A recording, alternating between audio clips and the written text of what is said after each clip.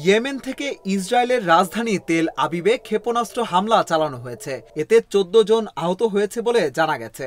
কাতার ভিত্তিক সংবাদ মাধ্যম আল জাজিরা জানিয়েছে, স্থানীয় সময় শনিবার তেল আবিবের একটি পার্কে ক্ষেপণাস্ত্রটি আঘাত হেনেছে।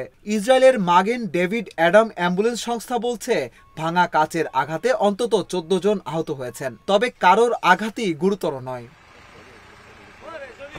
এর আগে ফিলিস্তিনের শেহাব ও কুদস সংবাদ সংস্থা বলেছিল, ইয়েমেনের ক্ষেপণাস্ত্র হামলায় ১১ জন আহত হয়েছেন। গত বৃহস্পতিবার ইয়েমেনের সামরিক স্থাপনায় হামলা চালায় ইসরায়েলি বাহিনী। ওই হামলায় ৯ জন নিহত হয়েছে বলে দাবি করে ইয়েমেনের বিদ্রোহী গোষ্ঠী হুতি।